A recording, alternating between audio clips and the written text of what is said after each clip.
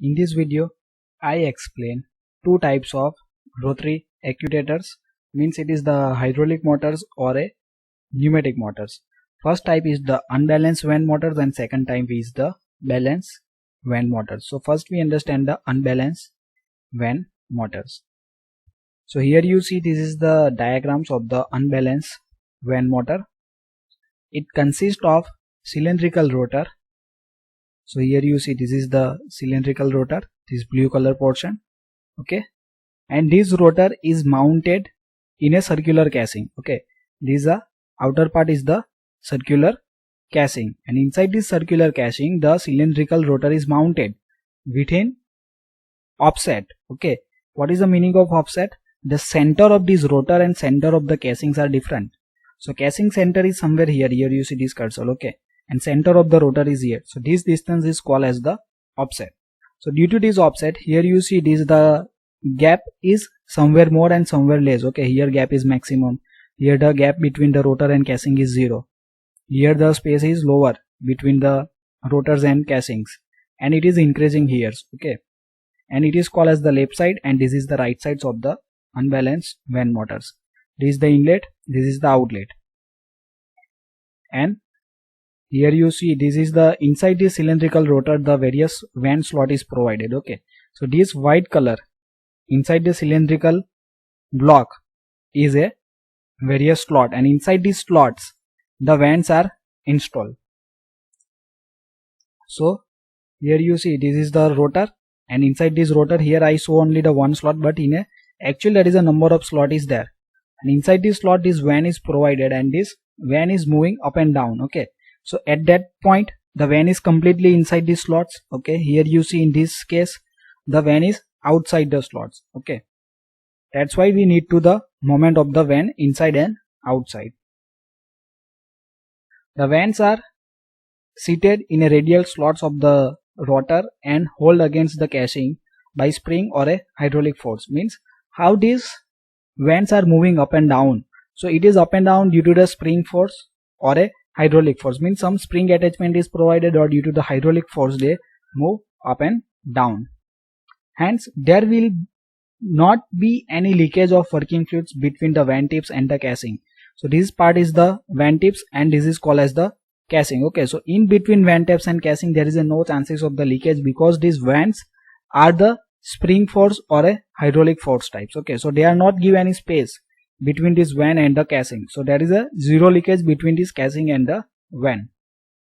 When working fluid is supplied to the inlet, means from this inlet the working fluid is supplied. Suppose it is the hydraulic system, then the oil is supplied, and suppose the pneumatic system, then compressed air or gas is supplied, and this fluid is exert a force on this vane. Means suppose oil is supplied and oil is applied the force on the vane, and due to that cylindrical rotor is rotated, means this rotor is start to rotate, and this rotor is mounted on the shaft, so shaft is also start to rotate and working fluid is come out from the outlets, and finally this shaft is generate this mechanical energy, okay. Why its name is given the unbalanced? Because at the inlet here the high pressure is there and at the outlet there is a low pressure is there. Due to this pressure difference there is a change in the force. Higher pressure means higher force because the force is directly proportional to the pressures, okay. Here the low pressure means the lower the force. So due to this pressure difference unbalanced forces is created on the shaft and the bearing. That's why it is called as the unbalanced vane motors. Now second we understand the balanced vane motors.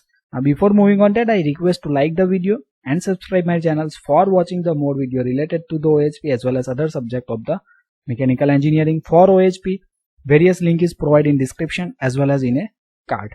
Now here you see this is the image of the balanced vane motors.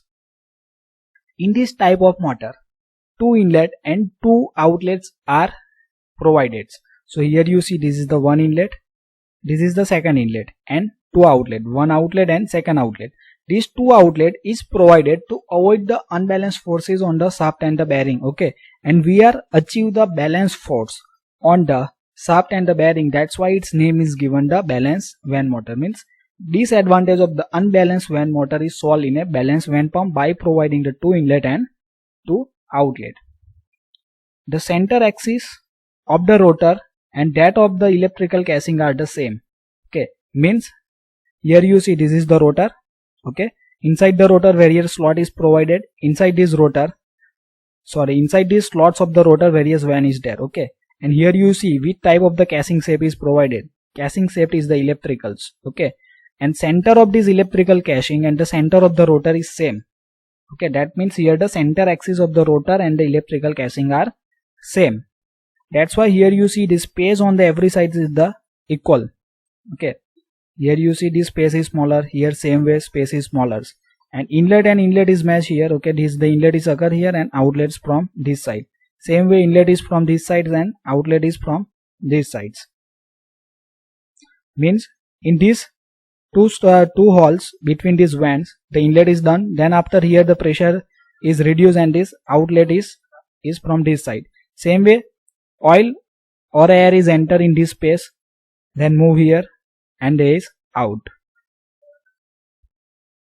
Pressure loading still occurs, means pressure loading is still there, but two identical halves of the motor created equal but opposite loads. Means both side forces in opposite directions but the amount are equals.